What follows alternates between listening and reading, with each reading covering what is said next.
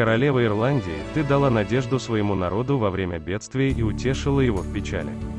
Ты вдохновил бесчисленных паломников с уверенностью молиться твоему божественному Сыну.